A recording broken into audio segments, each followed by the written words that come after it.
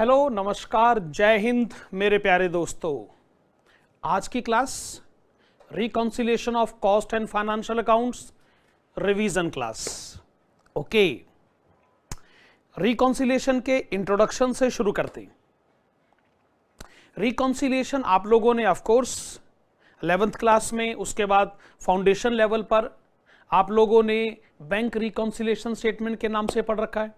समझ लीजिए basic idea वही है, बस वहां पर कैश बुक और पासबुक के जो बैलेंसेस हैं उनको रिकंसाइल करना होता है, और यहां पर कॉस्ट बुक्स और फाइनेंशियल बुक्स में जो एक्सपेंसेस, सेल्स, प्रॉफिट की एंट्रीज रिकॉर्ड करी जाती है उनको रिकंसाइल करना होता है।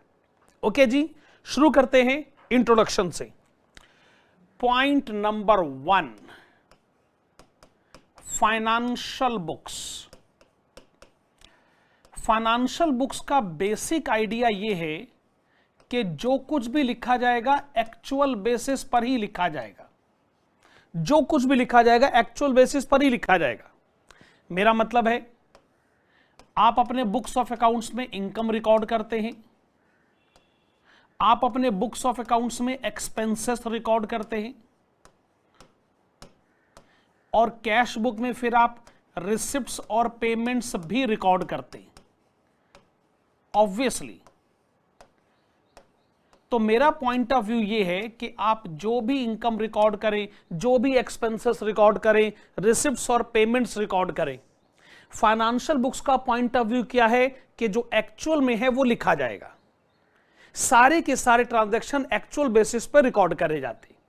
ठीक है, फाइनेंशियल अकाउंटिंग का थॉट प्रोसेस ही यही है कि इनकम, एक्सपेंसेस, रिसिप्ट्स, पेमेंट जो एक्चुअल में हुई हैं वो आपको लिखनी पड़ती हैं विदाउट एनी डाउट। लेकिन जब मैं कॉस्ट बुक्स के बारे में सोचता हूं तो पॉइंट ऑफ व्यू ये है कि जो भी लिखा जाएगा वो नॉर्मल बेसिस पे लिखा जाएगा। यानी नॉर्मल सर्कमस्टांसेस में कितनी कॉस्ट हमें कस्टमर से रिकवर कर लेनी चाहिए, हम तो जी वही लिखते।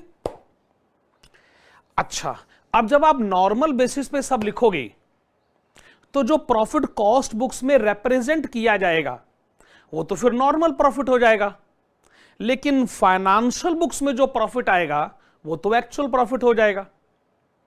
इसका मतलब फाइनेंशियल बुक्स का एक्चुअल प्रॉफिट और कॉस्ट बुक्स का नॉर्मल प्रॉफिट, पूरे चांसेस हैं कि ये प्रॉफिट आपस में एग्री नहीं करेंगे, क्योंकि पीरियड के आखिर में ये हमेशा होता है कि एक्चुअल परफॉर्मेंस कुछ और होती है और पीरियड के शुरू में एक्सपेक्टेड परफॉर्मेंस कुछ और होती थी।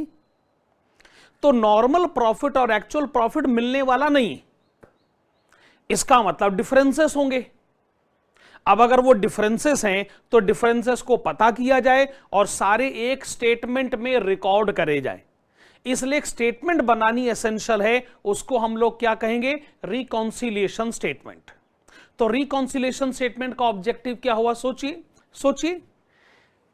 पॉइंट नंबर 3 में आइए, हम ऑब्जेक्टिव्स पर डिस्कशन शुरू करते हैं।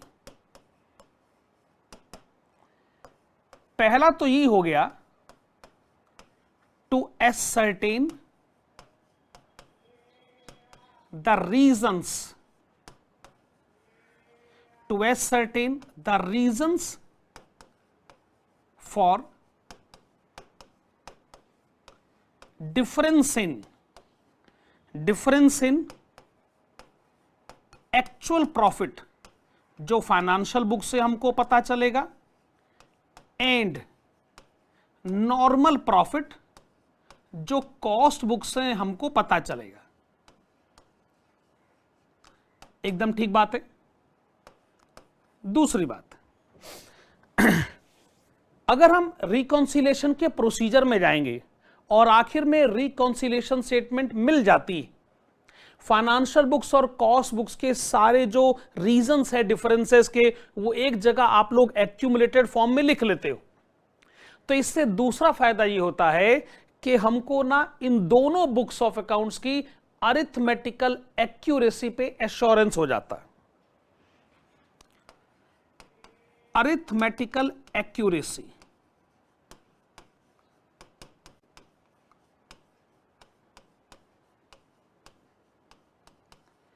आप यूं सोचिए कि जब आप बैलेंस शीट बनाते हैं तो आप अपने आप को एश्योर्ड फील करते हो ना कि यार हमने जो करा सही करा, यार बैलेंस शीट मिल गई। उसी तरीके से जब रिकॉन्सिलेशन स्टेटमेंट मैच करती है तो हम भी अपने आप को एश्योर्ड फील करवाने लगते हैं कि अरे भाई इसका मतलब फाइनेंशियल बुक्स और कॉस्ट बुक जो है वो मैथमेटिकली सही बनाई गई है, तो वो एश्योरेंस हमको मिलने लगता है। पहली बात, जितने रीजंस हैं वो रीजंस हमको पता चल जाते हैं डिफरेंसेस के, और दूसरी बात कि हमको एश्योरेंस मिलता है कि मैथमेटिकली जो भी रीजंस हैं सब एक जगह इकट्ठे हो गए हैं। वेरी गुड जी। Point number C, it helps in coordination among the staff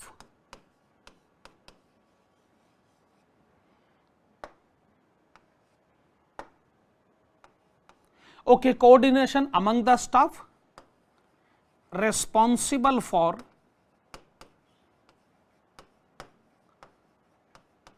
cost books and financial books।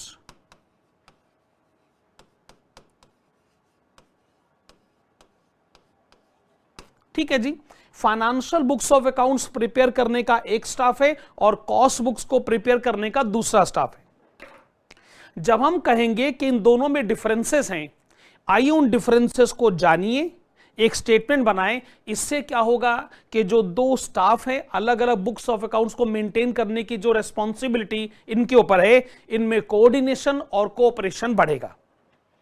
एक चौथी बात मैं आपको बताना चाहूंगा, वो है पीरियड को लेकर। देखो ये बात तो सच है कि books of accounts accounting year के हिसाब से बनाए जाते। अकाउंटिंग ईयर ऑफ कोर्स जो एक तरीके का फाइनेंशियल ईयर ही हुआ, लेकिन जो रिकॉन्सिलेशन प्रोसीजर है ना, उसके ऊपर ऐसी कोई कंडीशन नहीं है कि आपको ये रिकॉन्सिलेशन प्रोसीजर भी एनुअल बेसिस पर एग्जीक्यूट करना है।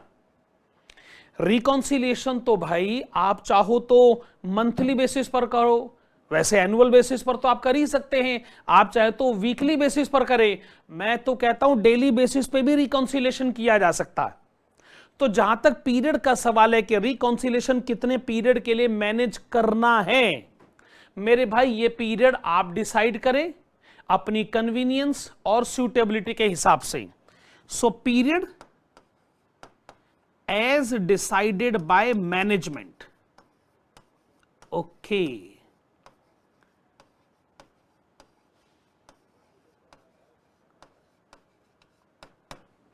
रिकॉन्सिलिएशन के इस इंट्रोडक्शन के बाद अब मैं ये सोचता हूं कि आपको एक प्रैक्टिकल क्वेश्चन करवा कर दिया जाए, एक ऐसा प्रैक्टिकल क्वेश्चन जिसमें फाइनेंशियल बुक्स के हिसाब से नेट प्रॉफिट भी कैलकुलेट किया जाए, कॉस्ट बुक्स के हिसाब से भी प्रॉफिट कैलकुलेट करके बताया जाए और दोनों प्रॉफिट्स को फिर रिकंसाइल करा जाए। वेल, इसके लिए मैं ये चाहूंगा कि हमारी बुक का जो पहला प्रैक्टिकल क्वेश्चन है, पहला प्रैक्टिकल क्वेश्चन, उसी को सॉल्व करते हैं। ओके, एक तरीके से रिवीजन हो जाएगा, वही क्वेश्चन दोबारा अगर हम करेंगे तो। लेकिन मैं ये चाहूंगा, मैं अपनी टेक्निकल टीम को ये इंस्ट्रक्शन दूंगा कि जब हम लोग अपनी मेन क्लासेस पढ़ रहे थे तो रिकॉन्सिलेशन का पहला क्वेश्चन अटेम्प्ट जब किया गया था, वीडियो के उस हिस्से को वहां से निकालकर यहां पर इस रिवीजन क्लास में फिट कर दिया जाए। पेज नंबर 2.3 पर आ जाइए। पहला practical question, question number 1, reconciliation. The following figures have been extracted from financial accounts of a manufacturing firm for the first year of its operations. पहली इंफॉर्मेशन आपके सामने क्या है? Direct material consumption 50 lakhs, direct wages 30 lakhs, factory overhead 16 lakhs, administrative overhead 7 lakhs, selling and distribution overheads 9,60,000, bad debts they say abnormal 80,000, preliminary expenses return off ₹40,000। ठीक है जी। Legal charges, dividend received, interest received on deposits, sales, quantity sold 1,20,000 units, closing stock, finish goods भी आपको given है और work in progress भी आपको given है। ठीक बात है। आइए बाकी की इंफॉर्मेशन पढ़ लेते हैं। The cost accounts for the same period revealed that a normal direct material consumption यानी normal direct material cost 56 lakhs, factory overheads जो कि नॉर्मल सर्कमस्टांसेस में कस्टमर से रिकवर करे जाने चाहिए 20% on prime cost. Administration overhead का रिकवरी रेट है ₹6 per unit of production. Selling and distribution overheads का रिकवरी रेट है ₹8 per unit sold. They say calculate the amount of profit both as per financial records and as per cost records, और आखिर में फिर आप दोनों profits को reconcile भी करें। ठीक है जी, काम हो जाएगा। वेरी गुड जी। आइए शुरू करते हैं आंसर टू क्वेश्चन नंबर 1। इस आंसर में टोटल 3 स्टेप्स हुए। पहला स्टेप फाइनेंशियल बुक्स का प्रॉफिट कैलकुलेट करें, दूसरा स्टेप कॉस्ट बुक्स का प्रॉफिट कैलकुलेट करें और तीसरा स्टेप दोनों प्रॉफिट्स को रिकंसाइल करें। फाइनेंशियल बुक्स का प्रॉफिट कैसे कैलकुलेट होता है, क्या यह मैं आपको पढ़ा सकता हूं? अरे मेरा इतना लेवल कहां भाई, फाइनेंशियल बुक्स के तो आप अच्छे खासे एक्सपर्ट हैं। अब बताइए ट्रेडिंग एंड P&L अकाउंट कैसे बनता है, क्या यह मैं आपको पढ़ाऊंगा? कैसी बात करते जी। आइए शुरू करते हैं फाइनेंशियल बुक्स का प्रॉफिट कैलकुलेट करने का सिस्टम, और इसके लिए आप बनाइएगा trading and profit and loss account.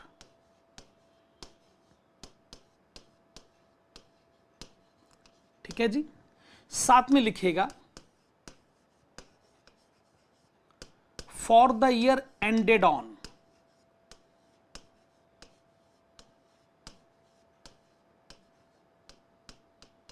Okay, date अगर लिखी होती तो हम भी लिख देते भाई, छोड़िए, कॉलम से बनाइएगा डेबिट साइड और क्रेडिट साइड।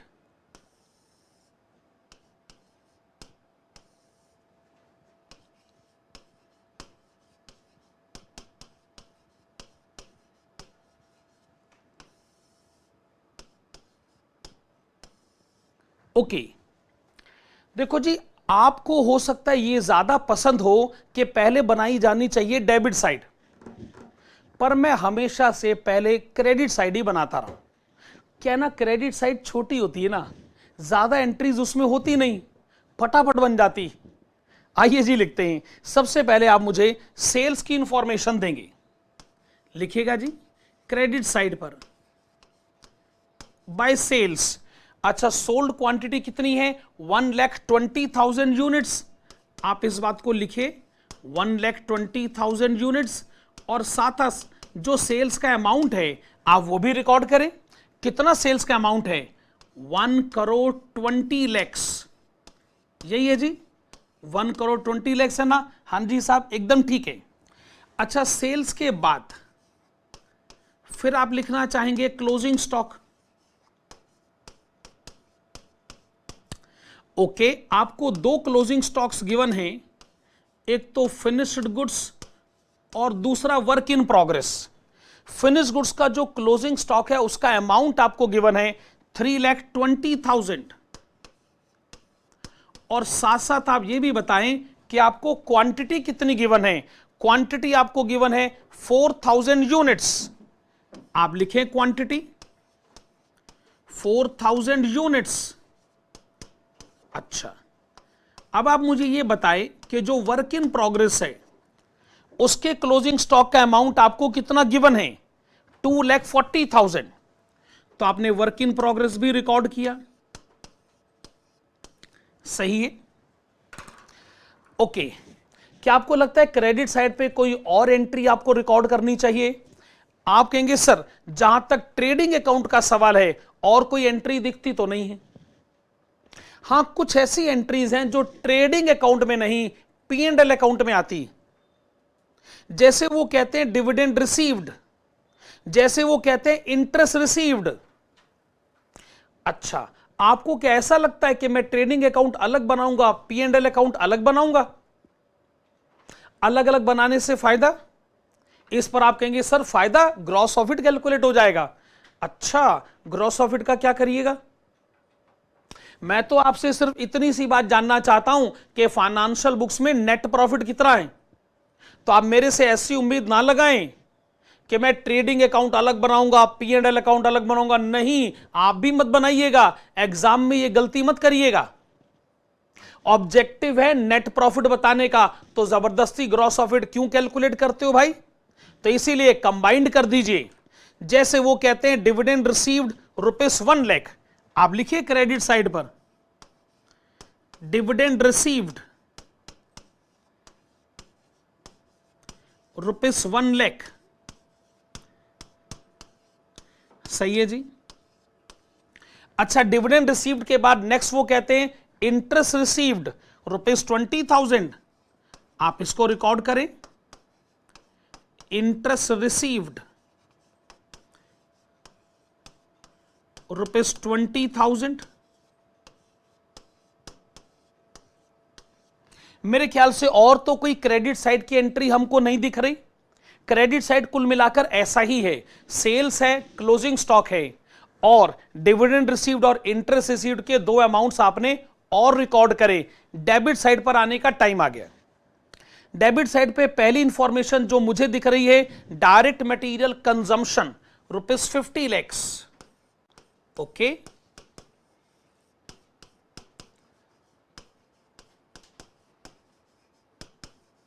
तो आपने रिकॉर्ड किया direct material consumption ₹50 lakh.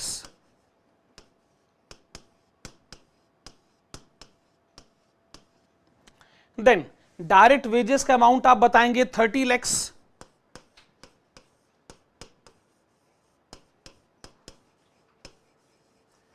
Okay, direct material और डायरेक्ट वेजेस, इन दोनों को रिकॉर्ड करने के बाद नेक्स्ट वो आपको कहते हैं फैक्ट्री ओवरहेड्स 16 लाख।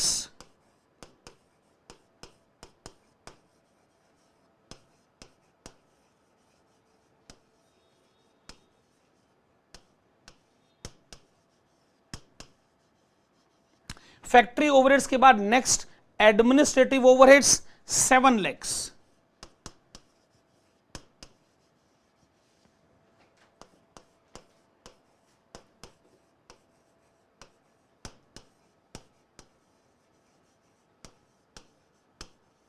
ओके जी। Then they say record selling and distribution overheads 9,60,000। Okay, selling and distribution overheads, the amount to be recorded ₹9,60,000।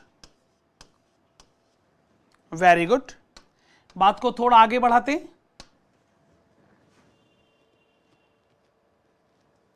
अब आप ये बताएं, बैड डेब्ट्स के साथ अगर एबनॉर्मल लिखा है तो क्या करें? आप कहेंगे सर फाइनेंशियल बुक्स में इन बातों को नहीं सोचा जाता। नॉर्मल, एबनॉर्मल, ये सब कॉस्ट अकाउंटिंग के इश्यूज हैं। फाइनेंशियल बुक्स में तो हर इवेंट एक्चुअल बेसिस पे लिखा जाता है, भले ही वो नॉर्मल हो, भले ही वो एबनॉर्मल हो। तो बैड डेब्ट्स लिख दीजिए। तो ठीक है भाई, लिख देते हैं। और क्या, कितना है वैसे? 80,000। ज्यादा दिमाग पर बोझ मत डालिए। फाइनेंशियल अकाउंटिंग की सोच क्या है कि ज्यादा दिमाग मत खर्च कर रखो भाई, जो है बस लिख दो। Preliminary expenses return off the amount is ₹40,000। ठीक है, आप लिखेंगे to preliminary expenses return off, और अमाउंट कितना गिवन है? ₹40,000। Very good. Then they say legal charges 10,000। Okay, debit side पे रिकॉर्ड करें लीगल चार्जेस ₹10,000। और अब आप मुझे बताएं ऐसी कौन सी एंट्री है जो हम लिखना भूल गए भाई? आप सोचें, डायरेक्ट मटेरियल हो गया, डायरेक्ट वेजेस हो गया, factory overheads, administration overheads, selling and distribution overheads, bad debts, preliminary expenses, legal charges, okay, dividend received, interest received, sales, closing stock, हम सब कुछ रिकॉर्ड कर चुके हैं। अब आप जानते हैं अगर तो बैलेंसिंग फिगर आ गया डेबिट साइड पे तो भैया ये हो गया profit as per financial books. Okay, शुरू करें जी। 1,20,00,000 की तो सेल्स हो गई, ठीक है। 3,20,000, 2,40,000 और ये 1,20,000। मुझे क्रेडिट साइड का टोटल दिख रहा है 1,26,80,000। अच्छा, माइनस डायरेक्ट मटेरियल डिडक्ट हुआ, डायरेक्ट वेजेस डिडक्ट हुआ, फैक्ट्री ओवरहेड्स मैंने माइनस किया, 7 लाख का एडमिनिस्ट्रेशन ओवरहेड्स, 9,60,000 का selling overheads, bad debts 80,000 deduct हुआ, प्रिलिमिनरी एक्सपेंसेस 40,000 डिडक्ट हुए और लास्ट में मैंने लीगल चार्जेस भी 10,000 माइनस किया। ठीक है भाई साहब, डेबिट साइड पर ही बैलेंस आया है और बैलेंस कितना आया है 12,90,000। वाह जी वाह, ये आपने क्या रिकॉर्ड किया, प्रॉफिट बैलेंस। ठीक है, ओके, फाइनेंशियल बुक्स का प्रॉफिट कैलकुलेट हो चुका है। फाइनेंशियल बुक्स का प्रॉफिट आपने मुझे कितना बताया, 12,90,000। अच्छा, अब आप इसी तरीके से आगे बढ़ें और आप मुझे कॉस्ट बुक्स का प्रॉफिट कैलकुलेट करके बताएं। और कॉस्ट बुक्स के प्रॉफिट और फाइनेंशियल बुक्स के प्रॉफिट को फिर हमें रिकंसाइल करना पड़ेगा। वो खैर हमारा स्टेप नंबर 3 है। स्टेप नंबर 1 हो चुका है, फाइनेंशियल बुक्स का प्रॉफिट कैलकुलेट हो चुका है। मैं अगली स्लाइड पर आना चाहूंगा। मैं जानता हूं कि आपने इसको कॉपी कर लिया है। और कॉस्ट बुक्स का प्रॉफिट कैलकुलेट करने के लिए क्या करें, क्या करें? अरे यूनिट कॉस्टिंग की 7 क्लासेस में आप लोगों ने क्या सीखा है कि कॉस्ट शीट बनाई जाती है और कॉस्ट शीट के माध्यम से ही तो कॉस्ट बुक्स का प्रॉफिट कैलकुलेट होगा। सही बात है कि नहीं? चलो जी आगे बढ़ते हैं और कॉस्ट शीट बनाने के सिस्टम को शुरू किया जाए। ठीक है जी, आप इसके लिए रेलिवेंट कॉलम्स बनाएं। एक तो हेडिंग आपकी तरफ से हो गई पर्टिकुलर्स और दूसरा अमाउंट। ठीक है,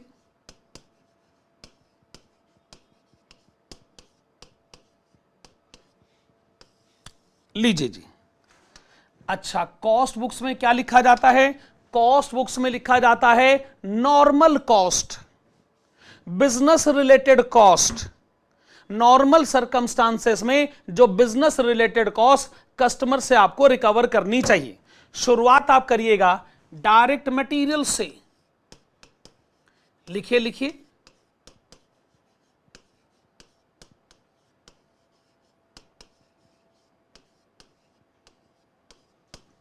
डायरेक्ट मटेरियल कॉस्ट। क्वेश्चन की जो एडिशनल इंफॉर्मेशन है उसमें जो इंफॉर्मेशन नंबर ए है उसमें लिखा गया है कि नॉर्मल सर्कमस्टांसेस में मटेरियल कॉस्ट होनी चाहिए 56 लाख।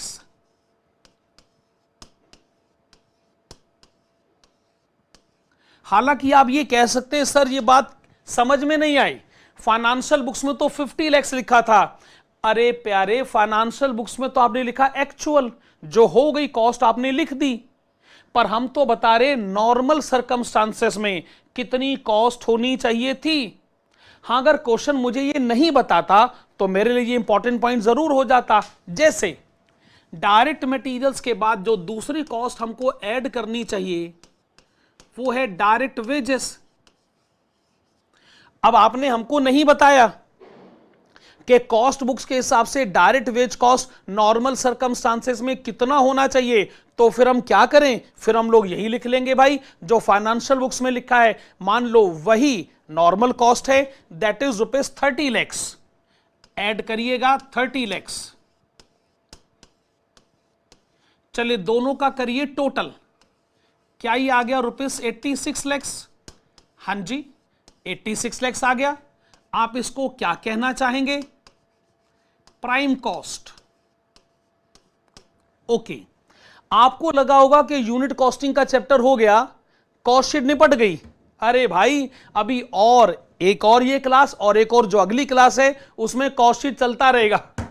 चलिए अब हम एक बात आपको बताना चाहेंगे कि कस्टमर से नॉर्मल सर्कमस्टांसेस में फैक्ट्री ओवरहेड्स की रिकवरी आपको कितनी करनी चाहिए। हाँ जी, अच्छा ये आपको कितना गिवन है, रिकवरी रेट दे से 20% ऑन प्राइम कॉस्ट।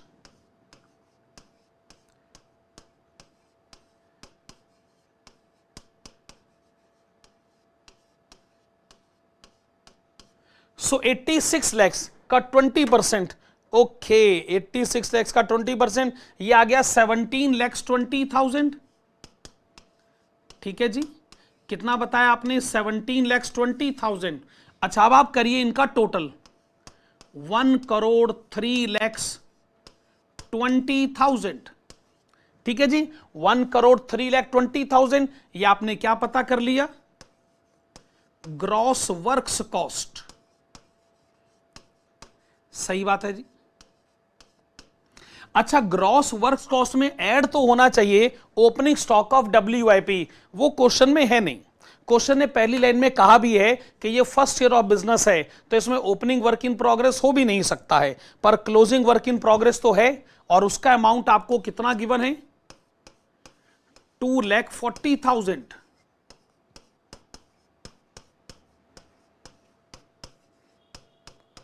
तो 2,40,000 आप डिडक्ट करें इसमें से। ऐसा करने से आपको डिफरेंस कितना पता चलेगा, ओके डिफरेंस आपको पता चलेगा 1,80,00,000।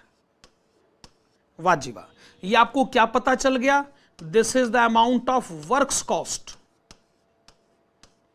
ये जो आपने वर्क्स कॉस्ट पता किया है, अब आप इसमें ऐड करेंगे वो एडमिनिस्ट्रेशन ओवरहेड्स, आप इसमें ऐड करेंगे वो एडमिनिस्ट्रेशन ओवरहेड्स जो कि प्रोडक्शन एक्टिविटी के साथ आइडेंटिफाई करे जा सकते हैं।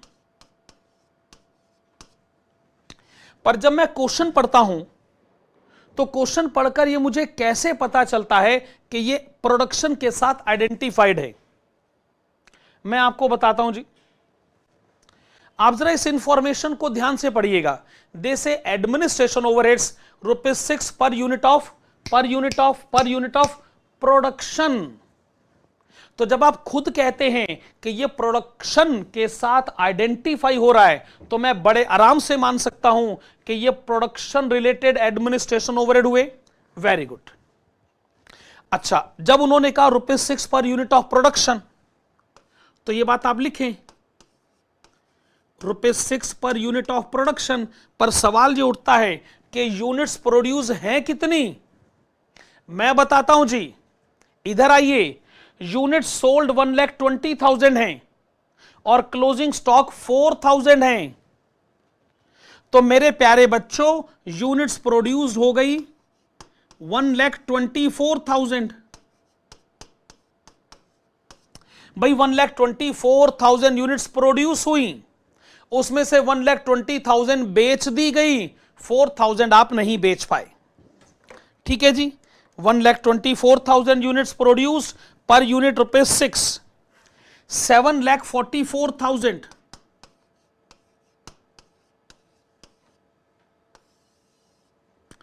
We get 1,08,24,000।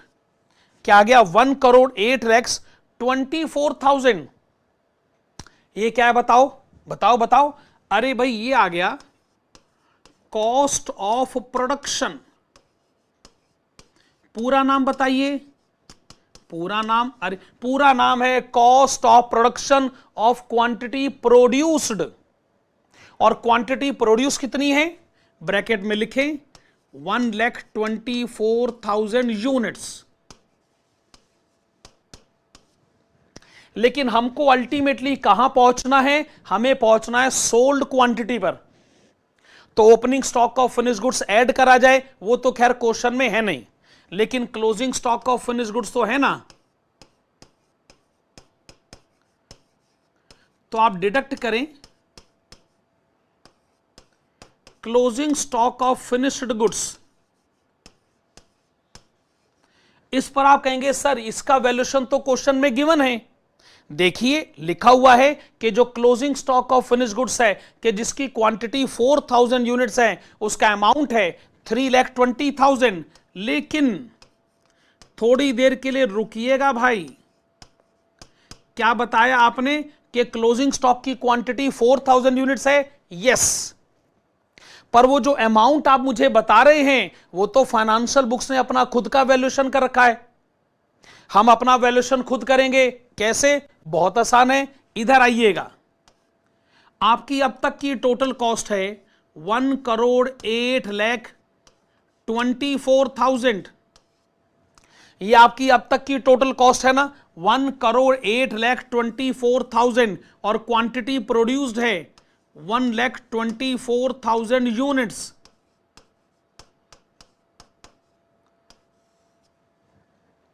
इससे मुझे यह पता चल जाएगा कि कॉस्ट बुक्स की पर यूनिट कॉस्ट कितनी है, और अगर कॉस्ट बुक्स की पर यूनिट कॉस्ट मुझे पता चल जाएगी तो 4000 यूनिट्स का अमाउंट मैं वैसे ही पता कर लूंगा, कोई मुश्किल थोड़ी है इसके अंदर। 1,08,24,000 तो ये है ही, divided by 1,24,000 units, okay, multiplied with 4000 units, ये आ गया 349,161। आप यहां लिखें 349,161। मैं यहां थोड़ी देर के लिए रुक जाऊं जी। आप पूछेंगे सर आप क्यों रुकना चाहते हैं? सुनो, यह बड़ी अच्छी बात है कि आप अपने क्लोजिंग स्टॉक की कीमत खुद पता कर रहे हैं। बहुत बढ़िया साहब, इस बात की तारीफ होनी चाहिए कि कॉस्ट बुक्स अपने क्लोजिंग स्टॉक का वैल्यूएशन खुद कर रहे हैं। लेकिन एक बात समझ में नहीं आ रही, जब हमने आपसे closing stock of work in progress पूछा था तो आपने इसका वैल्यूएशन खुद क्यों नहीं कर लिया? वर्क इन प्रोग्रेस में तो आप फाइनेंशियल बुक्स की कैलकुलेशन को मान लेते हैं, पर फिनिश गुड्स में आप अपनी कैलकुलेशन खुद करने लगते हैं। इसका रीजन आपको बताऊं। देखो ऐसा है, मैं वर्क इन प्रोग्रेस का वैल्यूएशन कर सकता हूं। क्या हम लोग प्रोसेस कॉस्टिंग का चैप्टर पढ़कर नहीं आए?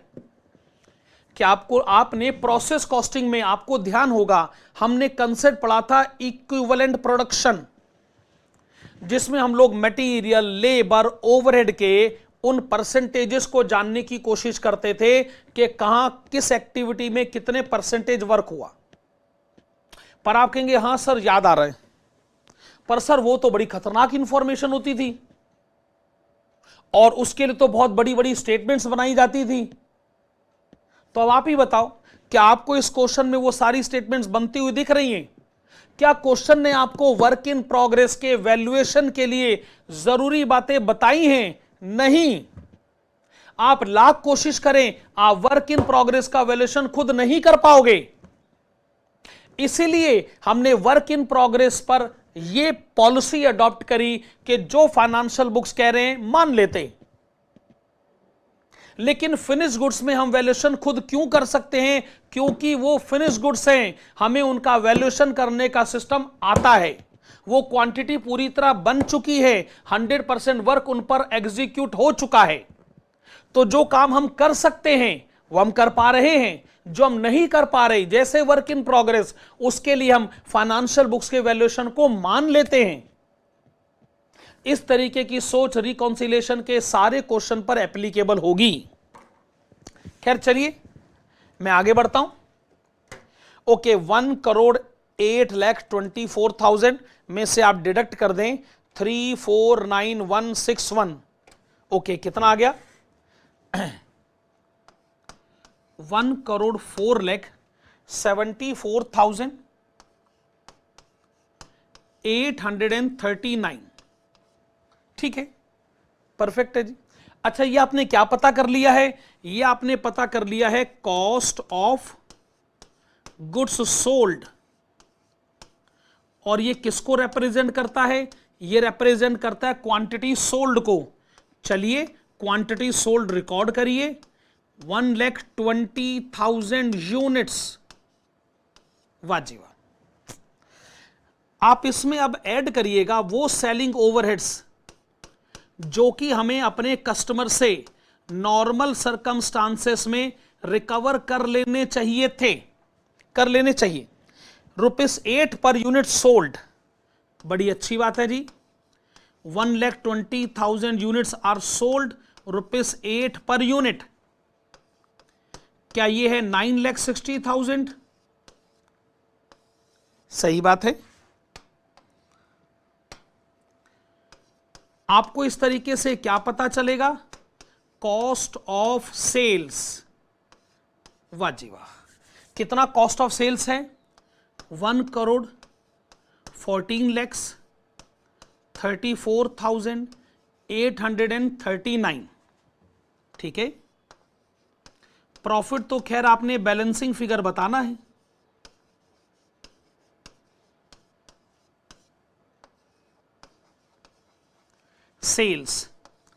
सेल्स आपको गिवन है 1,20,00,000। वाह जी वाह। प्रॉफिट जरा बैलेंसिंग फिगर बताइएगा कितना आ गया? 5,65,161। ठीक है जी, 5,65,161। इस क्वेश्चन के आंसर में दो काम हो चुके हैं। फाइनेंशियल बुक्स का प्रॉफिट आपने मुझे पहले बताया था और वो कितना था? वो था 12,90,000। और कॉस्ट बुक्स का प्रॉफिट आपने अब बताया 5,65,161। प्रॉफिट मैच करना ही नहीं था जी। कहां फाइनेंशियल बुक सब कुछ एक्चुअल, और वो तो नॉर्मल एबनॉर्मल का कोई फर्क ही नहीं करते, और कहां कॉस्ट बुक्स जिसमें सिर्फ नॉर्मल रिकॉर्ड हुआ और वो भी जो बिजनेस रिलेटेड था। तो चूंकि प्रॉफिट अलग अलग डायरेक्शन में गया, अलग अलग कंसेप्ट्स और कन्वेंशंस पर बनाया गया, अब इस बात की जरूरत समझी जाए कि दोनों प्रॉफिट को रिकंसाइल किया जाए। मेरे प्यारे बच्चों, ग्रेजुएशन के एग्जाम में, मेरा मतलब है बीकॉम के एग्जाम में, रिकॉन्सिलेशन पर क्वेश्चन आना 100% श्योर है। पता है क्यों? क्योंकि वो ये सोचते हैं कि लो एक ही क्वेश्चन में हमने बच्चे से फाइनेंशियल बुक का प्रॉफिट कैलकुलेट करवा लिया, कॉस्ट बुक्स का प्रॉफिट कैलकुलेट करवा लिया और रिकॉन्सिलिएशन, और हम इस बच्चे की जान लेंगे क्या? पर सी के एग्जाम में यह माना जाता है कि रिकॉन्सिलिएशन बहुत सिंपल है, इसलिए क्वेश्चन आएगा। मुझे लगता है इसके 50-50 चांस होते हैं। ग्रेजुएशन में 100% चांस है रिकॉन्सिलिएशन का क्वेश्चन आएगा, सीए में 50-50 चांस रहता है। आगे बढ़ें। वेरी गुड जी। चलिए रिकॉन्सिलिएशन स्टेटमेंट बनाई जाए।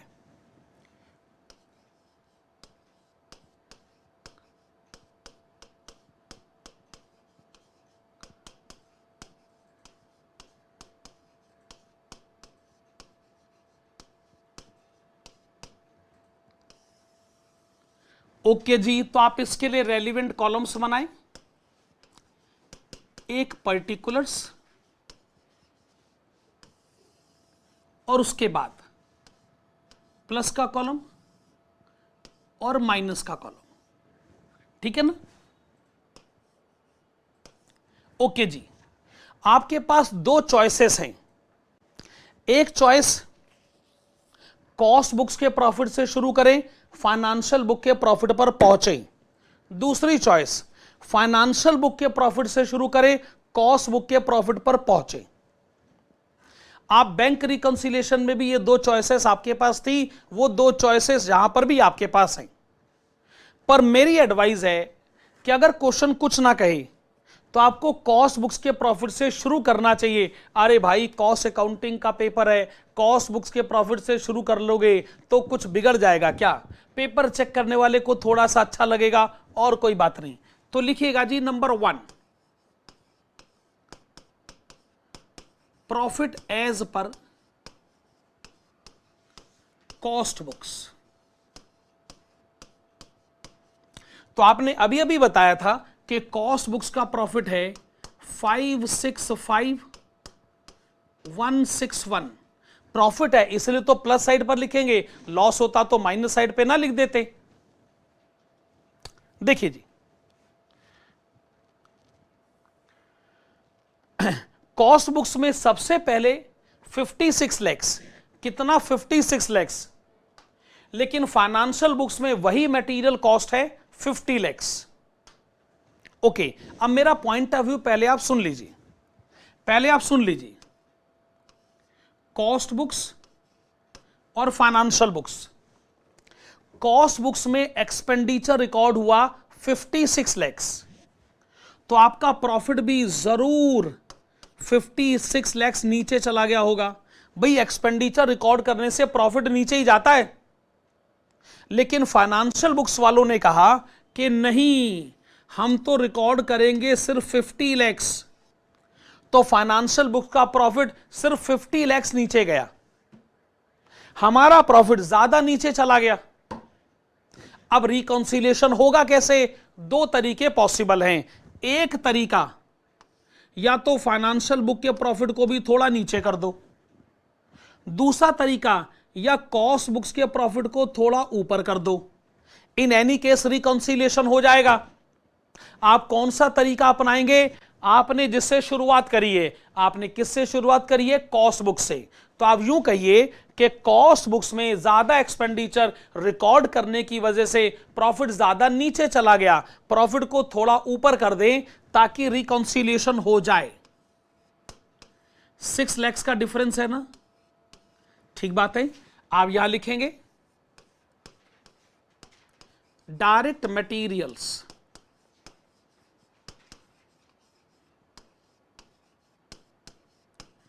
एक्सेस रिकॉर्डेड, क्या लिखा आपने? Direct materials excess recorded in cost books. वाह जी, आपको ये पॉइंट ऑफ व्यू समझ में आ गया ना? ठीक है, अब इसको फिर छोड़िए। हाँ जी, अब मैं पीछे वापस आता हूं। मटेरियल्स के बाद डायरेक्ट वेजेस 30 लैक्स। अच्छा, फाइनेंशियल बुक्स में 30 लैक्स ही है, तो जब कोई झगड़ा है ही नहीं तो फिर हम क्या रिकॉन्सिलिएशन करें जी? मारिए गोली इसको।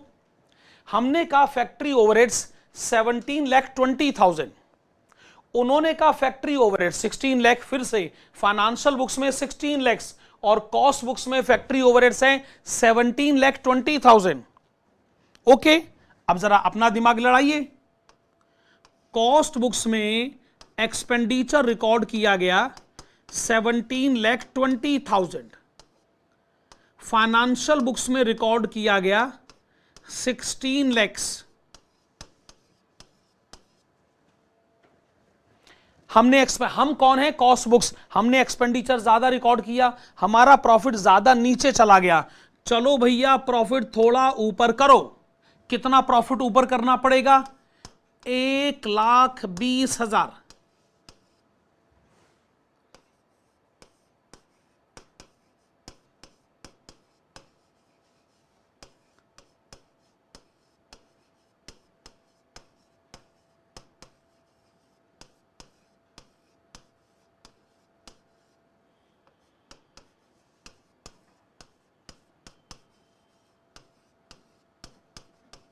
ठीक है ना? ओके,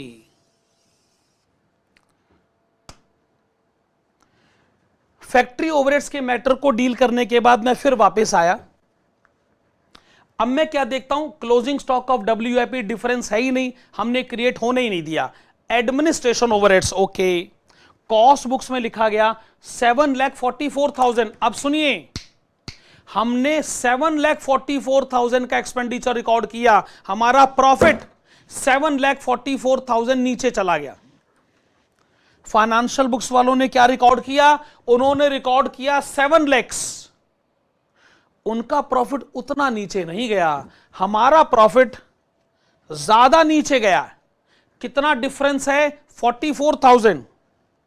तो चूंकि हमारा प्रॉफिट ज्यादा डिप कर गया है, तो हमें रिकंसाइल करते हुए अपने प्रॉफिट को थोड़ा सा उठाना पड़ेगा।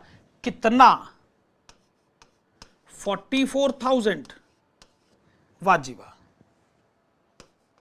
क्या लिखा आपने?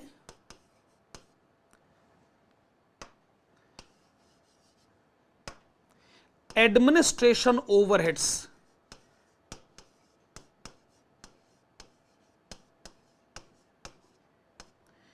Access recorded in cost books. अब तक तो सब कुछ प्लस ही हो रहा है जी। एडमिनिस्ट्रेशन ओवरहेड के बाद फिर मुझे दिखा क्लोजिंग स्टॉक 349161। कितना? 349161। फाइनेंशियल बुक्स में क्लोजिंग स्टॉक है 3,20,000। अब आराम से सुनिएगा, इधर लिखते, कॉस्ट बुक्स में क्लोजिंग स्टॉक रिकॉर्ड हुआ 349161। फाइनेंशियल बुक्स में क्लोजिंग स्टॉक रिकॉर्ड हुआ 3,20,000। पर आप मुझे बताओ मैंने इंक्रीज करने की बात क्यों कही? क्योंकि क्लोजिंग स्टॉक क्रेडिट साइड की एंट्री है और क्रेडिट साइड की एंट्री प्रॉफिट को इंक्रीज करती है। फाइनेंशियल बुक्स में प्रॉफिट सिर्फ 3,20,000 इंक्रीज हुआ, कॉस्ट बुक्स में प्रॉफिट कितना इंक्रीज हुआ? 349161। रिकॉन्सिलेशन दो तरीके से हो सकता है, या तो फाइनेंशियल बुक्स अपने प्रॉफिट को बढ़ाए, पर फाइनेंशियल बुक्स कहते हैं कि हम क्यों करें ये काम, तो ऐसी सिचुएशन में कॉस्ट बुक्स वाले कहेंगे फिर हम अपने प्रॉफिट को थोड़ा सा कम कर देते हैं ताकि सिचुएशन रिकंसाइल हो जाए। कितना प्रॉफिट कम करना होगा? 29161। और ये एंट्री आप कहां लिखेंगे? या आप लिखेंगे माइनस साइड पर ना, तो माइनस साइड पर जाइए, 29161 रिकॉर्ड करें और मैसेज प्रॉफिट को कम करना पड़ेगा। हां जी, आप पर्टिकुलर्स में क्या लिखेंगे? आप पर्टिकुलर्स में लिखेगा closing stock of finished goods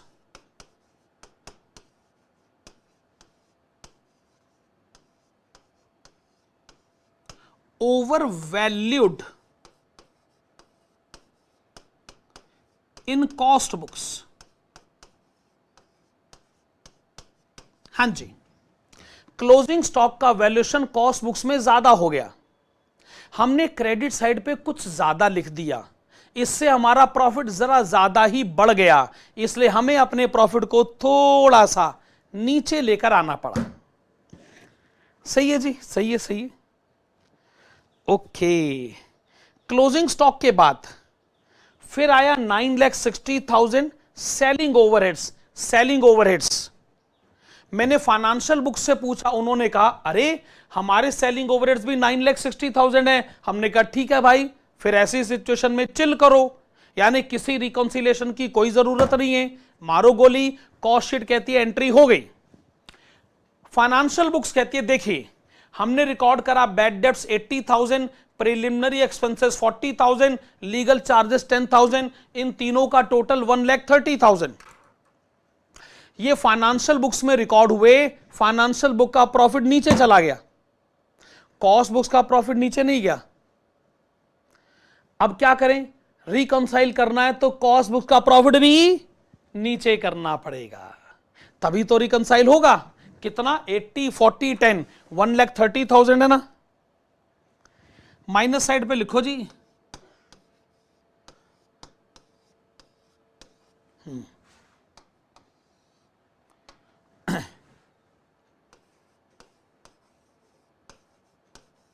bad debts, preliminary expenses and legal charges।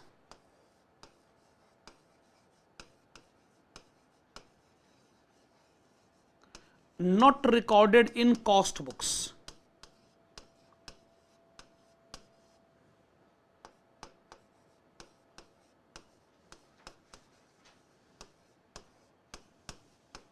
वाह जी वाह। अच्छा, एक एंट्री और बच गई, पता है कौन सी? मैं आपको बताता हूं।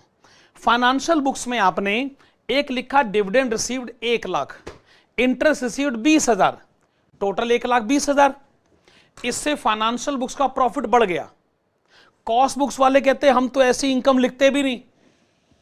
अब फाइनेंशियल बुक तो प्रॉफिट बढ़ाकर ऊपर चला गया, हमें भी अपने प्रॉफिट को बढ़ाना पड़ेगा, तभी रिकंसिलिएशन होगा ना। 1,20,000, ठीक है जी, ओके, लिखिए यहां पर 1,20,000 और आप क्या लिखेंगे,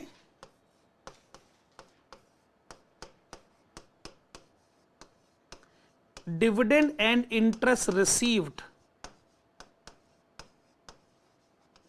क्या लिखा आपने, dividend and interest received not recorded in cost books.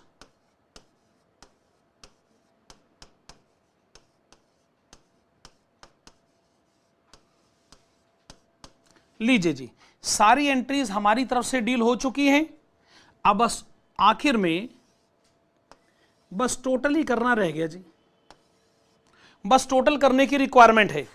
Minus side में तो सिर्फ 2 एंट्रीज हैं और इसका टोटल है 159,161।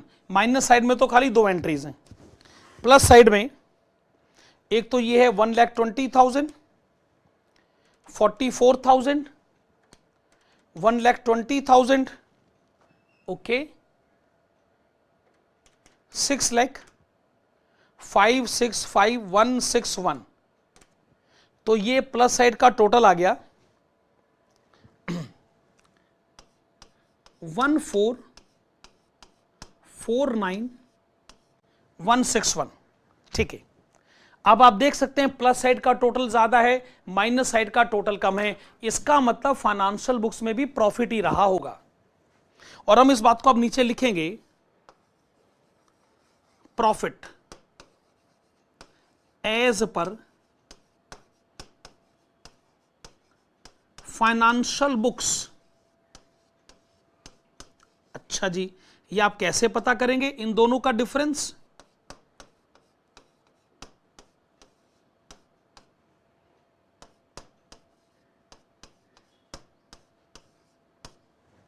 ठीक है जी।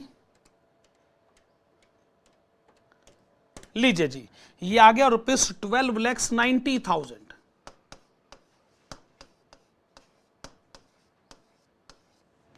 और फाइनेंशियल बुक्स का प्रॉफिट 12,90,000 है।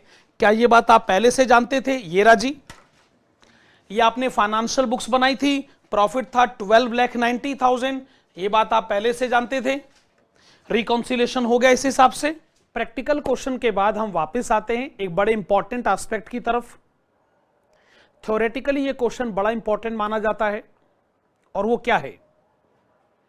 Reconciliation and integrated accounting system. Okay,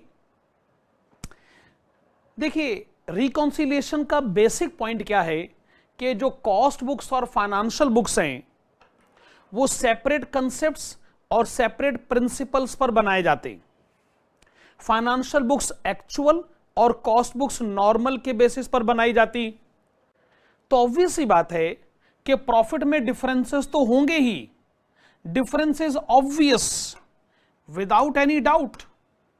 ये जो ऑब्वियस टर्म है इस बात को कंफर्म करता है कि कॉस्ट और फाइनेंशियल बुक्स के प्रॉफिट में डिफरेंसेस तो होंगे ही, इसलिए रिकॉन्सिलिएशन स्टेटमेंट बनाना एसेंशियल भी है और डिजायरेबल भी, विदाउट एनी डाउट।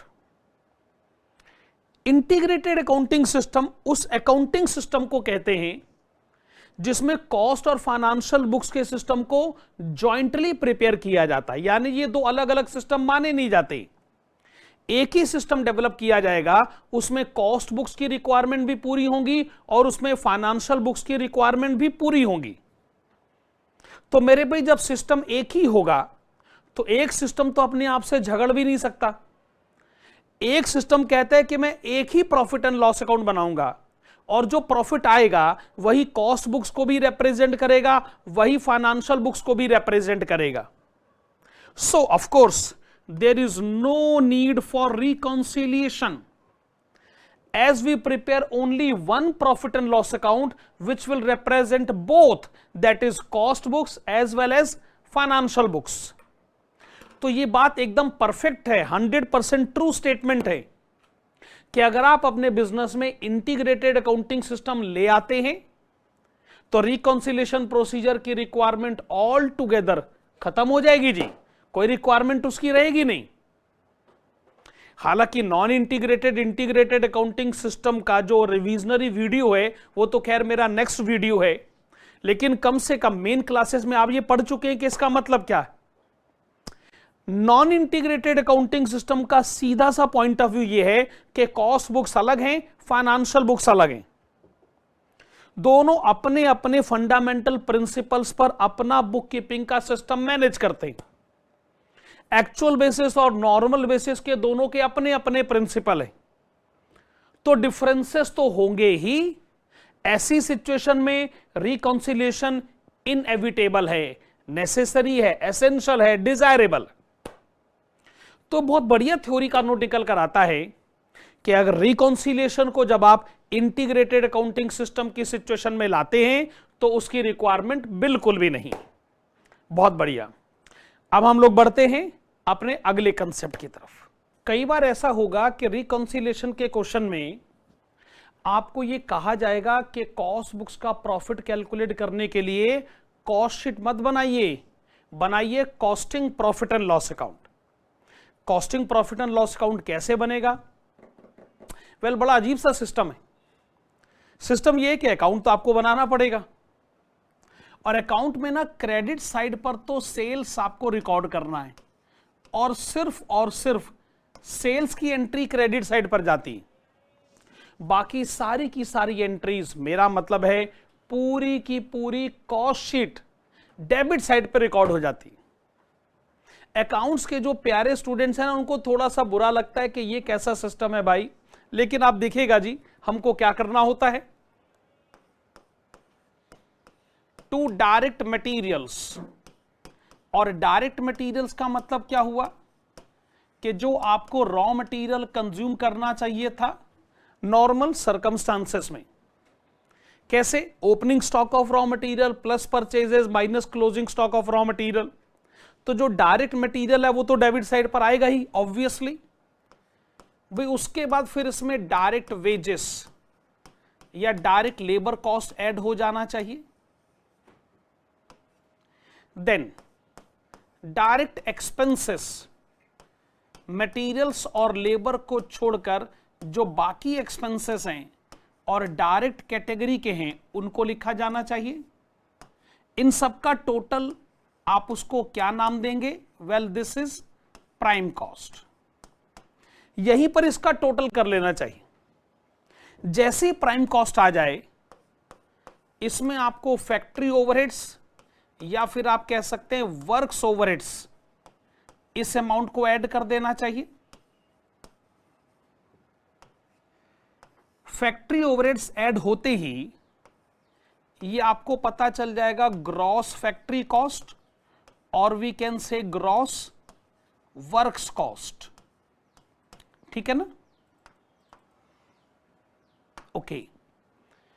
इसमें ऐड होना चाहिए opening stock of WIP,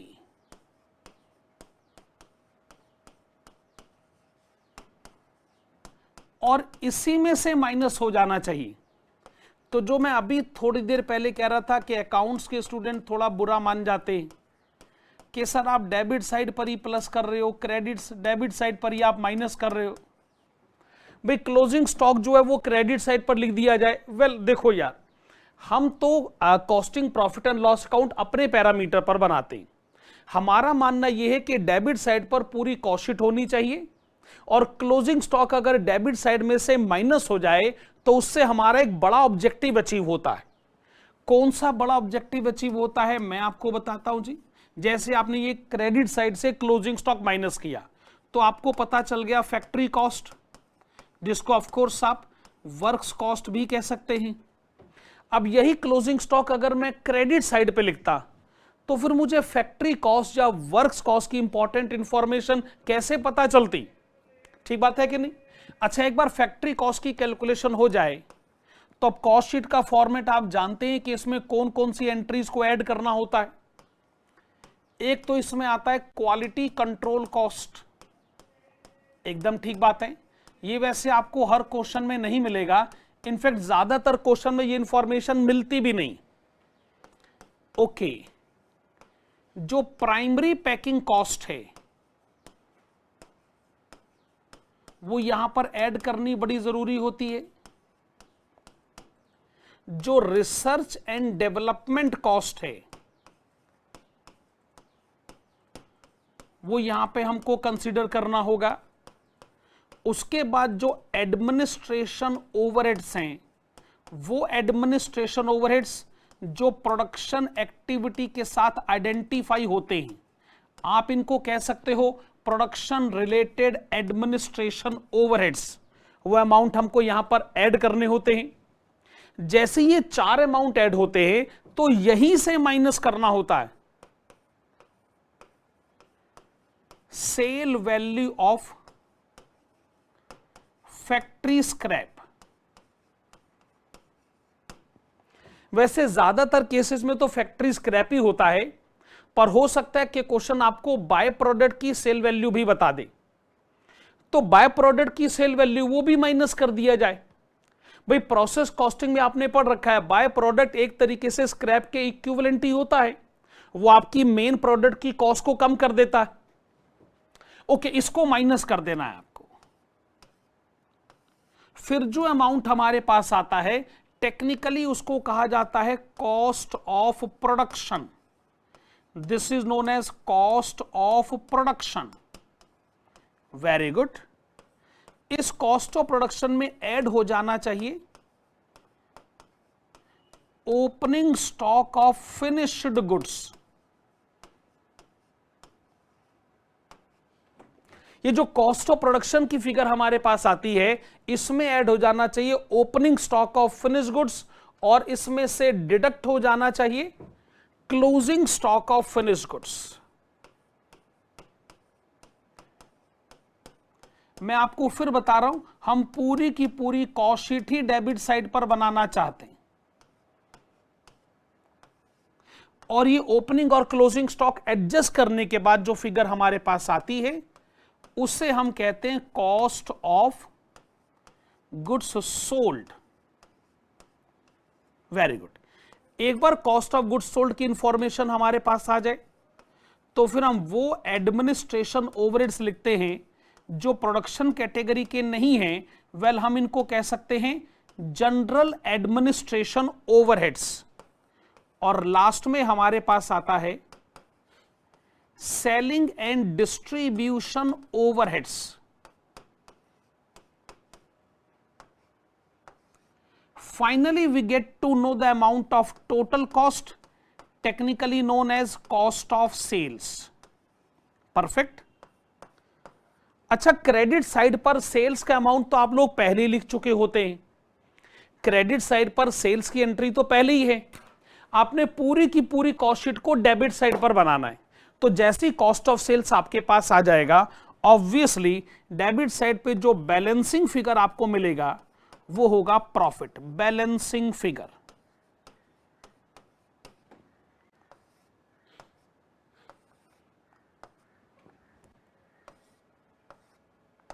okay, इसको मैं रिड्यूस कर देता हूं जी, हमारे पास ये फैसिलिटी है। थोड़ा छोटा हो जाता है और कोई बात नहीं। क्रेडिट साइड पर सिर्फ सेल्स, डेबिट साइड पर पूरी की पूरी कॉस्ट शीट, और आखिर में बैलेंसिंग फिगर।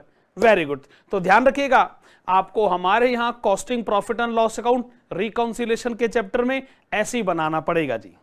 ओके, बढ़ते हैं अगले कंसेप्ट की तरफ। देखो भाई, रिकॉन्सिलेशन का चैप्टर ना इतना बड़ा चैप्टर नहीं है। एक लास्ट कंसेप्ट हमारे पास है, वो है मेमोरेंडम रिकॉन्सिलेशन अकाउंट। आप ऐसा सोचिए कि अगर रिकॉन्सिलेशन स्टेटमेंट अकाउंट की फॉर्म में बनाई जाए तो कैसे बनाई जाएगी। वेल, अकाउंट बनाना ना स्टूडेंट को बड़ा अच्छा लगता है, क्योंकि अकाउंट्स का स्टूडेंट ना बाय नेचर ऐसा ही है, उसे स्टेटमेंट नहीं अकाउंट बनाना ज्यादा अच्छा लगता है। अरे अगर मैं आपके बारे में बात करूं, चलिए मैं आपसे पूछता हूं कि आपको कैश अकाउंट ज्यादा पसंद है कि कैश फ्लो स्टेटमेंट ज्यादा पसंद है? बताइए। क्या मैं आपको जानता नहीं? आपको कैश अकाउंट बनाना अच्छा लगता है। अच्छा, आप जानते हो कि बैलेंस शीट कंपनीज के केस में बनाने का नया फॉर्मेट आ गया है, वो तो स्टेटमेंट की फॉर्म में है ना, जबकि पुरानी बैलेंस शीट, याद करिए पुरानी बैलेंस शीट जो आप हॉरिजॉन्टल वे में बनाते थे, नई बैलेंस शीट आप वर्टिकल वे में जो बनाते हो वो एक तरीके की स्टेटमेंट है। जरा बताना, अपने दिल से पूछ के बताना कि बैलेंस शीट कौन सी वाली आपको पसंद है, वो हॉरिजॉन्टल मैनर में कि वर्टिकल मैनर में। अरे मैं आपको अच्छी तरह समझता हूं। चलिए इधर आइएगा, अगर रिकॉन्सिलेशन स्टेटमेंट को अकाउंट की फॉर्म में बना दिया जाए, स्टेटमेंट नहीं ऐसे हॉरिजॉन्टल मैनर में बना दिया जाए, तो वो कैसे बनेगी? जब हम टर्म यूज करते हैं मेमोरेंडम, इसका मतलब ये जो अकाउंट बनाया जा रहा है भाई, ये डबल एंट्री के प्रिंसिपल पर नहीं बनाया जा रहा है। इसके पीछे का लॉजिक है कि एक लेफ्ट हैंड साइड होती है कि राइट हैंड साइड होती है, इसमें डेबिट क्रेडिट का हिसाब किताब नहीं, बस कुछ बातें इधर लिख दो, कुछ बातें इधर लिख दो। यानी इसका मतलब फंडामेंटल प्रिंसिपल पर यह अकाउंट नहीं बनता है, एक तरीके का ये रफ अकाउंट है। ओके, ये कैसे बनता है कि देखिए कि आप जिस प्रॉफिट से भी शुरू करना चाहते हैं, आपको सबसे पहले क्रेडिट साइड पर लिख लेना चाहिए। जैसे मान लीजिए हम कॉस्ट बुक्स के प्रॉफिट से शुरू करना चाहते हैं, तो शुरुआत ऐसी होनी चाहिए, by profit as per cost books. और अगर आपको कॉस्ट बुक्स में लॉस दिख रहा है तो फिर आप उसको डेबिट साइड पर रिकॉर्ड करिएगा। अगर कॉस्ट बुक्स में प्रॉफिट गिवन है तो क्रेडिट साइड पर पहले उसको लिखें। अब आप जानते हो पूरे रिकॉन्सिलेशन सिस्टम में या तो प्लस किया जाता है या माइनस किया जाता है, तो आपने भी इसमें या प्लस या फिर माइनस की एंट्रीज रिकॉर्ड करनी। तो सारी एंट्रीज भाई जो आप प्लस करना चाहते हो, जो आप इसमें ऐड करना चाहते हो, एक एक करके वो सारी एंट्रीज आप इसमें ऐड करते जाए। इसका मतलब record all those entries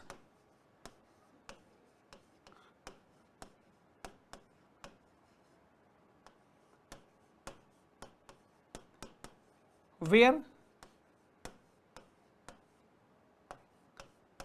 it is to be added. तो ऐड करने वाली सारी एंट्रीज आप इधर रिकॉर्ड कर दें। कितना सिंपल कंसेप्ट है।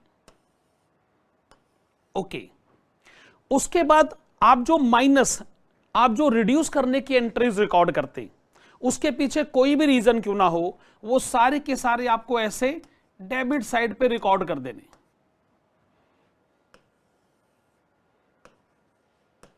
रिकॉर्ड all those entries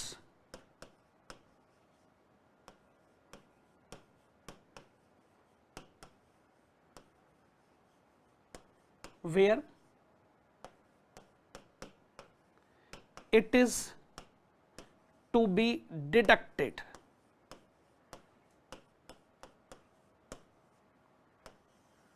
उसके बाद जो फाइनल बैलेंस आपको डेबिट साइड पर मिलेगा वो होगा profit as per financial books. That is profit as per financial books.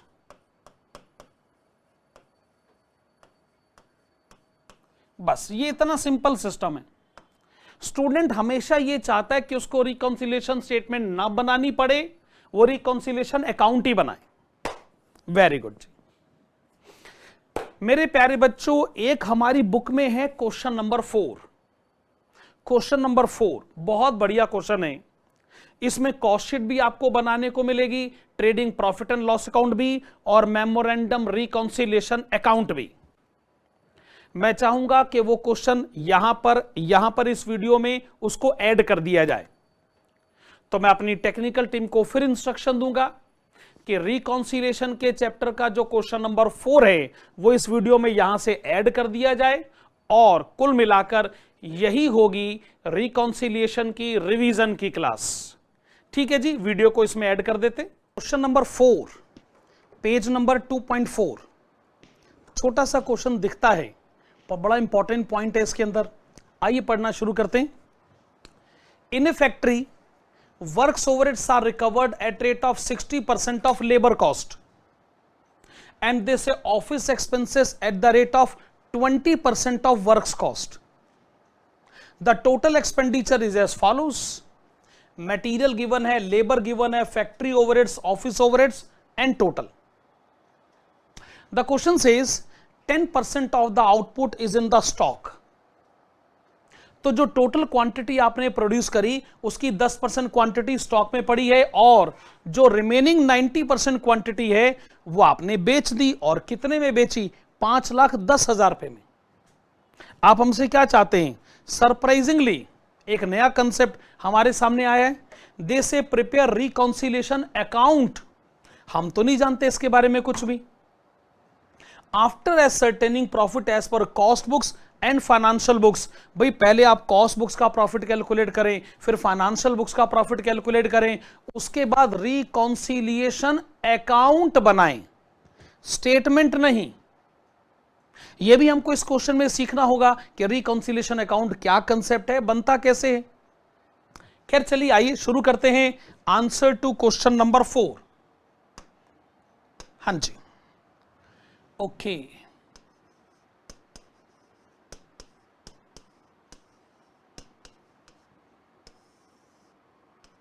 पहले कॉस्ट बुक्स का प्रॉफिट कैलकुलेट कर लिया जाए और उसके लिए आप क्या करना चाहेंगे? आप बनाएंगे कॉस्ट शीट। सही बात है। कॉस्ट शीट के प्रोसीजर के लिए आप पर्टिकुलर्स और अमाउंट, आप ये 2 कॉलम्स बना लें।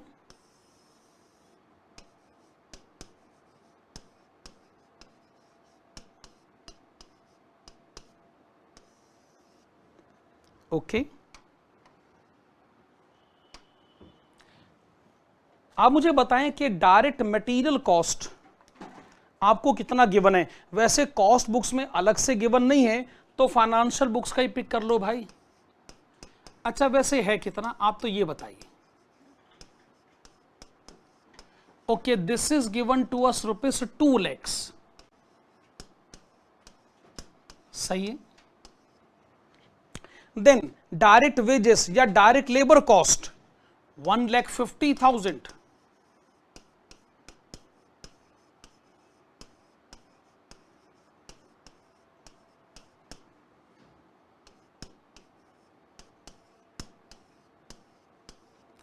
ओके, डायरेक्ट मटेरियल्स और डायरेक्ट लेबर इन दोनों का करिए टोटल। ये आपके पास आ गया प्राइम कॉस्ट। प्राइम कॉस्ट कितना आ गया भाई? 3,50,000। ठीक है। प्राइम कॉस्ट में आप ऐड करिएगा फैक्ट्री ओवरहेड्स।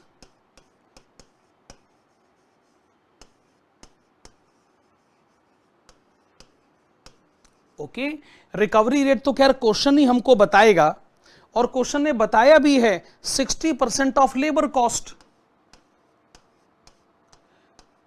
ओके,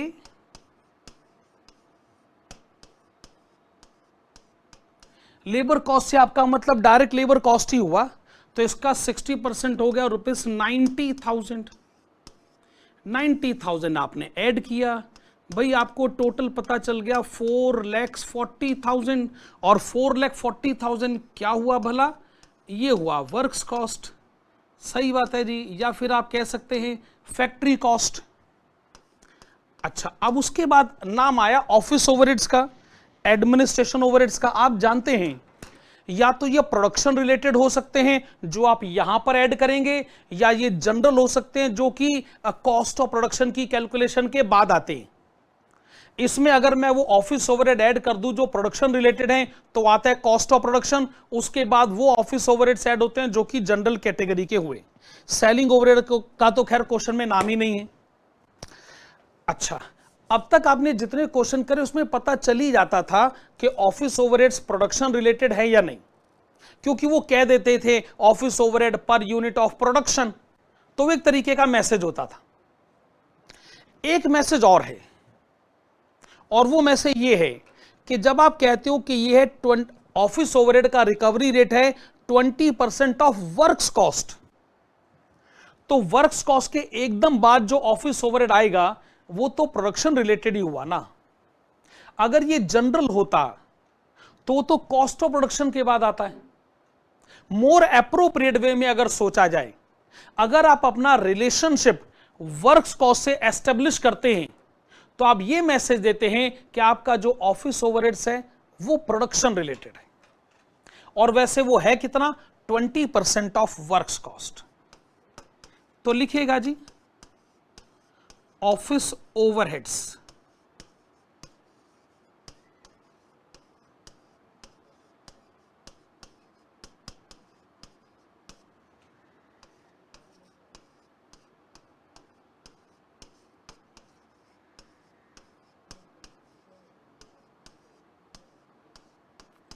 आपने बताया 20% ऑफ वर्क्स कॉस्ट, क्या ये लिखा जाए ₹88,000? ठीक बात है जी, 88,000 ही हुआ। ऐसा करने से आपको क्या पता चल जाएगा, this is cost of production, और ये रिप्रेजेंट किसको करेगा, ऑब्वियसली क्वांटिटी प्रोड्यूस को ही तो रिप्रेजेंट करेगा ना, ये क्वांटिटी प्रोड्यूस को ही तो रिप्रेजेंट करेगा ना, जो प्रोड्यूस क्वांटिटी होगी। कितना अमाउंट आ गया वैसे, 5,28,000, सही है एकदम। अच्छा, opening stock of finish goods तो है नहीं जी, पर closing stock of finish goods है, आप उसे डिडक्ट करें। Closing stock of finished goods, आपको ये मैसेज दिया जा रहा है कि 10% क्वांटिटी ऐसी है जो आपने नहीं बेची, तो सोचिए उस 10% क्वांटिटी की कॉस्ट कितनी रही होगी, यहीं से 10% निकाल लीजिए जी, 52,800। कुछ गलत बात थोड़ी है, अगर ये 100% क्वांटिटी की कॉस्ट है तो 10% क्वांटिटी की कॉस्ट यहीं से कैलकुलेट हो गई। इससे आपको क्या पता चल जाएगा, कॉस्ट ऑफ गुड्स सोल्ड, भाई जो 90% क्वांटिटी आपने बेच दी है, आप उसकी कॉस्ट बताएं। जो 90% क्वांटिटी आपने बेच दी है, आप उसकी कॉस्ट बताएं। ये हुआ 4,75,200, सही है। अब ऐड करने के लिए ना जनरल एडमिनिस्ट्रेशन एक्सपेंसेस ना सेलिंग, तो भाई प्रॉफिट ही आया बैलेंसिंग फिगर, सही बात है कि नहीं। तो यहां पर आ गया प्रॉफिट, जो ऑफ कोर्स बैलेंसिंग फिगर होगा। और अब आप हमें यह बताएं कि जो 90% सोल्ड क्वांटिटी है उसकी सेल्स वैल्यू कितनी है। मैं फिर कह रहा हूं, जो 90% सोल्ड क्वांटिटी है उसकी सेल्स वैल्यू कितनी है, ये आप क्वेश्चन से पूछिए। 5,10,000 रुपए।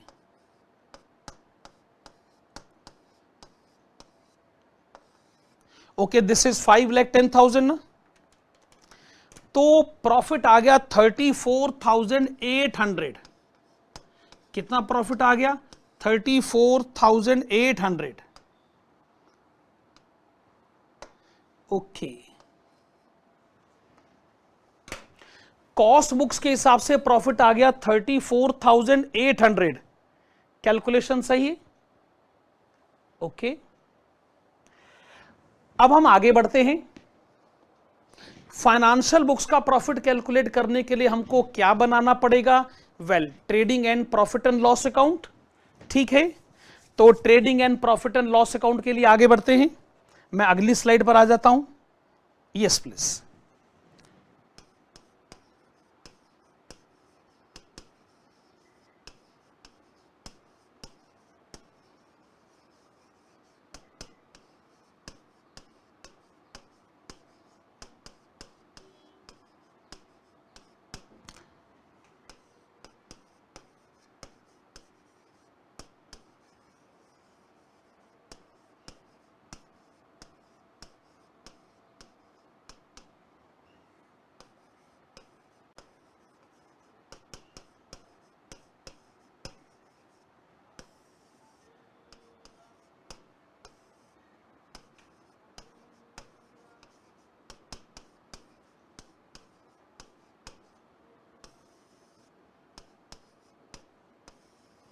ओके जी, तो फॉर्मेट आप लोगों ने बना लिया।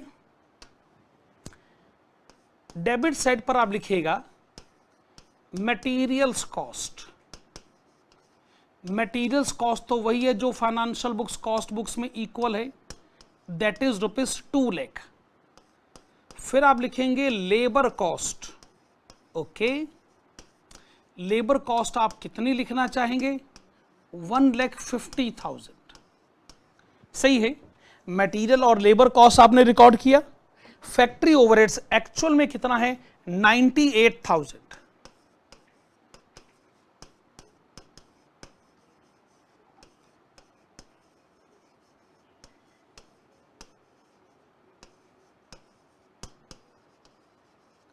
अच्छा, ऑफिस ओवरहेड्स एक्चुअल में कितना है? 85,000। ये भी सही है। सब कुछ एक्चुअली रिकॉर्ड तो किया जाता है फाइनेंशियल बुक्स में। अब दो डेबिट साइड पे जो बैलेंस हो नेट प्रॉफिट तो खैर हम बाद में लिखेंगे, पहले जरा ये तो लिखें कि जो 90% क्वांटिटी सोल्ड है उसकी सेल्स वैल्यू कितनी है। इस पर आप कहेंगे 5,10,000। ठीक है जी, जो 90% क्वांटिटी सोल्ड है उसकी सेल्स वैल्यू 5,10,000 और बाय क्लोजिंग स्टॉक, भाई जो 10% क्वांटिटी नॉट येट सोल्ड है, जो आपने बेची नहीं जी, उसकी कॉस्ट तो रिकॉर्ड करिएगा ना। अब आप यहां पर फाइनेंशियल बुक्स और कॉस्ट बुक्स के जो पैरामीटर है उसके डिफरेंस को जरा समझिएगा। पहली बात, कॉस्ट बुक्स में सारी बातें नॉर्मल लिखी जाती हैं, फाइनेंशियल बुक्स में सारी बातें एक्चुअल लिखी जाती। दूसरी बात, फाइनेंशियल बुक्स में क्लोजिंग स्टॉक की एंट्री ट्रेडिंग अकाउंट में आती है। किसमें? ट्रेडिंग अकाउंट में, जबकि administration overhead profit and loss account में रिकॉर्ड होता है। तो मैं क्या कहूंगा, मेरी मटेरियल कॉस्ट है 2 लाख, सही बात है। लेबर कॉस्ट है 1,50,000। ओके, एक्चुअल फैक्ट्री ओवरहेड्स है 98,000। एक्चुअल फैक्ट्री ओवरहेड्स है 98,000। अगर मैं इसका टोटल करता हूं 2 लाख, 1,50,000 और 98,000, मुझे ये टोटल मिला 4,48,000। कितना? 4,48,000। मैं इसमें जानबूझ के ऑफिस ओवरहेड ऐड नहीं कर रहा हूं क्योंकि ऑफिस ओवरहेड ट्रेडिंग अकाउंट का मैटर नहीं होता है, यह P&L अकाउंट की एंट्री है। फाइनेंशियल बुक्स में स्टॉक के वैल्यूएशन में खाली वो एंट्रीज लिखी जा सकती है जो ट्रेडिंग अकाउंट में आती। तो आप मुझे बताएं कि जो 10% क्वांटिटी है उसके हिस्से की कॉस्ट कितनी हुई।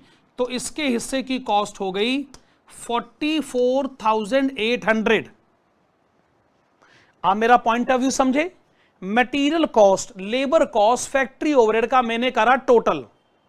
टोटल मुझे फैक्ट्री की कॉस्ट दिखी 4,48,000, उसका मैंने कर दिया 10%।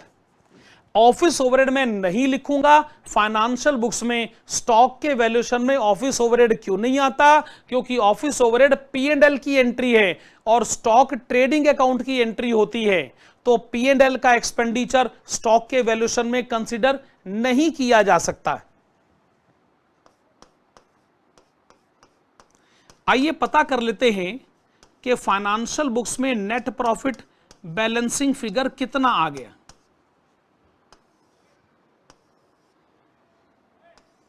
ठीक है जी, ओके।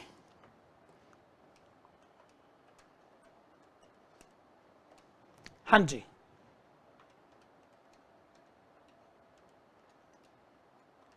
तो ये मुझे बैलेंसिंग फिगर दिख गया 21,800। ठीक है जी, मैं फिर से बताऊंगा, फाइनेंशियल बुक्स में खाली फैक्ट्री तक के एक्सपेंसेस को कंसीडर किया जाता है स्टॉक वैल्यूएशन के लिए। ऑफिस के एक्सपेंसेस फाइनेंशियल बुक्स में स्टॉक वैल्यूएशन में काउंट नहीं होंगे। हम इस बात को लिख ले भाई जरा।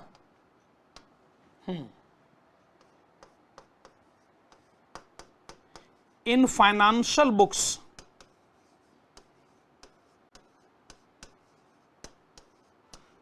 Office overheads are ignored for stock valuation.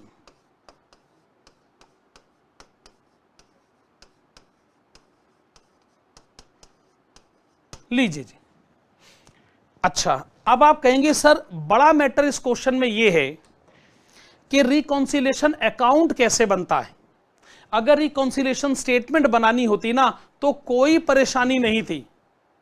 परेशानी तो यह है कि इस क्वेश्चन में हमें बनाना पड़ेगा रिकॉन्सिलेशन अकाउंट, जो कि हम नहीं जानते कि क्या होता है। पर मुझे अगली स्लाइड पर आना पड़ेगा जी। ओके, अगर वो अकाउंट कह रहे तो बनाना तो पड़ेगा, लेकिन बड़ी बात यह है कि जो अकाउंट बनता है ना उसका पूरा नाम होता है मेमोरेंडम रिकॉन्सिलिएशन अकाउंट।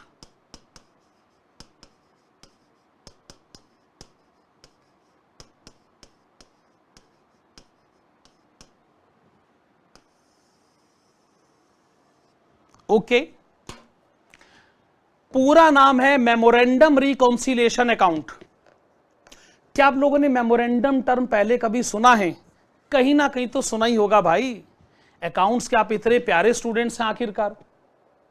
मेमोरेंडम का मतलब ये रफ अकाउंट है, इसको कच्चा खाता भी बोलते हैं, कच्चा खाता।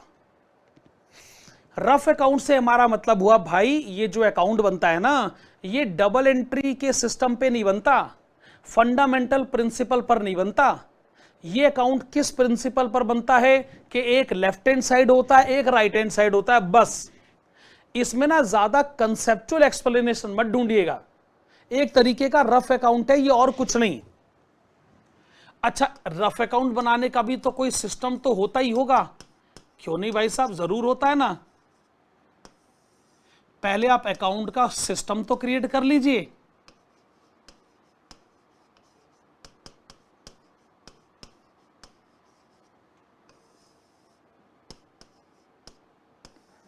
सही है जी।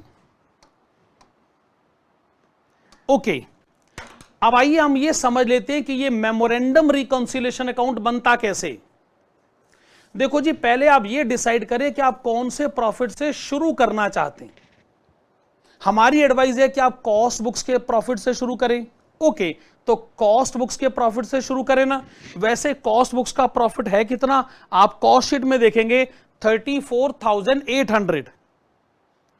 तो मेरे प्यारे बच्चों, सिस्टम ये है कि पहले आप क्रेडिट साइड पे जाएं और लिखें, क्या लिखें, by profit as per cost books.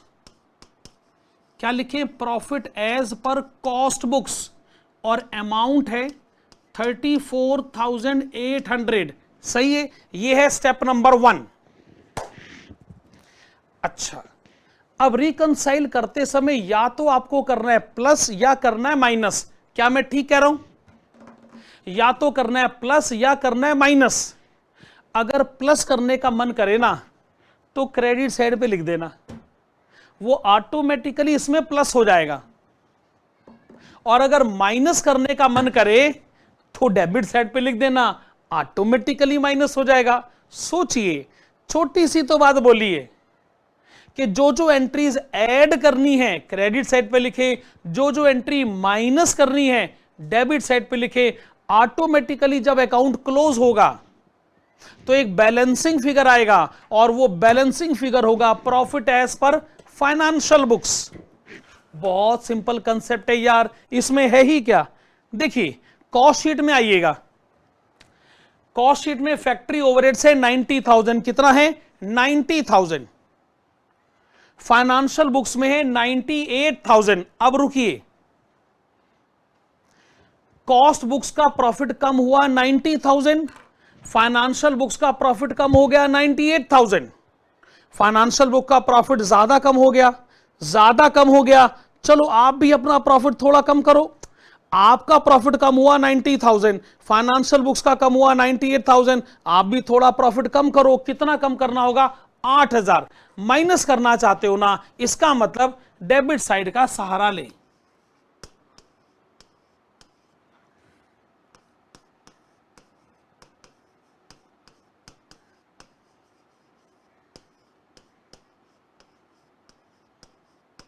Factory overheads less recorded, factory overheads less recorded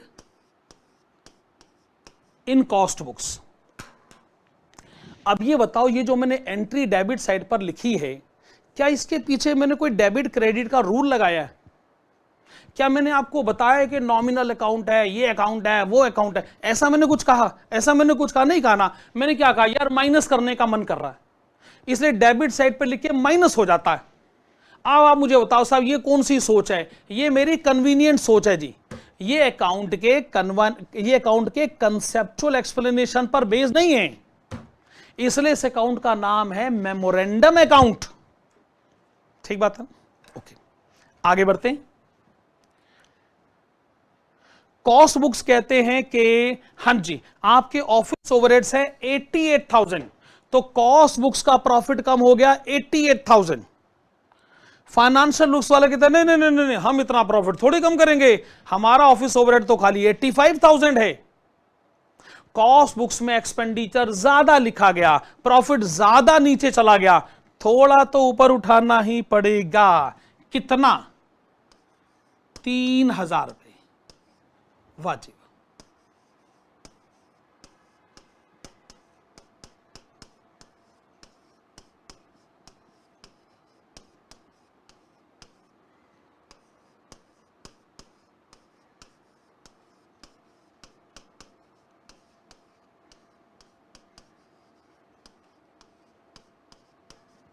अच्छा जी, अब आगे बढ़े। देखिए, जो कॉस्ट शीट आपने बनाई थी उसमें क्लोजिंग स्टॉक था 52,800 और क्लोजिंग स्टॉक प्रॉफिट को बढ़ा देता है, तो कॉस्ट बुक्स का प्रॉफिट कितना बढ़ गया? 52,800। फाइनेंशियल बुक्स वाले कहते हैं नहीं नहीं नहीं 44,800। कॉस्ट बुक्स का प्रॉफिट बहुत ज्यादा बढ़ गया। कितना डिफरेंस है? डिफरेंस है 8,000 रुपए। फिर से चेक करें, 52,800 और 44,800 में 8,000 का फर्क है। कॉस्ट बुक्स का प्रॉफिट 8,000 जो है वो आगे बढ़ चुका है, आप उसको कम करें, और कम करने के लिए आप डेबिट साइड का सहारा लें।